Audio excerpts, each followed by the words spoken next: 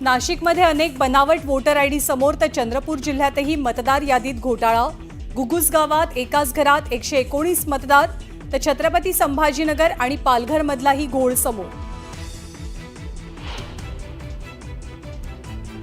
वसईमध्ये अधिकाऱ्याच्या घरी रोकड सापडली तर अटक, मंत्र्याच्या घरी रोकड सापडली तर समज दिली। संजय शिरसाटांचं नाव न घेता उद्धव ठाकरेंचा टोला।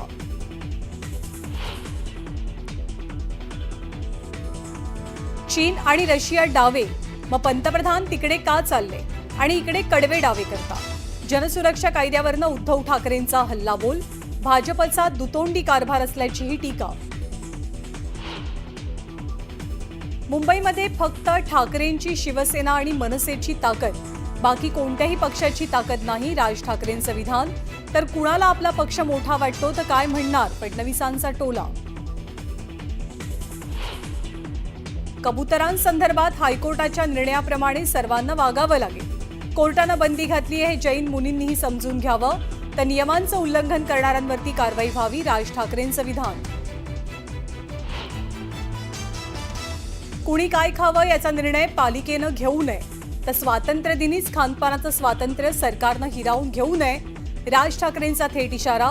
तर आपण फक्त मटण हंडीचंच निमंत्रण स्वीकारतो म्हणत मिश्किल टोला।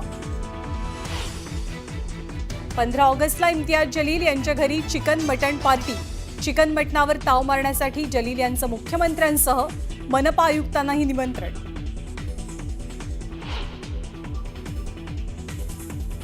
आपल्याला धुळ्याच्या पालकमंत्री पदाची ऑफर दिली होती, आपण सांगितलं की नाशिक सोडून कुठेही जाणार नाही, छगन भुजबळांचा गौप्यस्फोट। अनेकांनी बीडीडी चाळीतल्या लोकांना फक्त स्वप्न दाखवली, पण महायुती सरकार आल्यावरती पुनर्विकास प्रकल्पाला वेग, मुख्यमंत्र्यांची नाव न घेता महाविकास आघाडीवर टीका। नाशिकच्या आदिवासी आयुक्तालयासमोर कंत्राटी भरती विरोधातलं आंदोलन चिघळलं, पोलीस आणि आंदोलकांमध्ये झटापट, काही आंदोलकांची प्रकृती खालावली।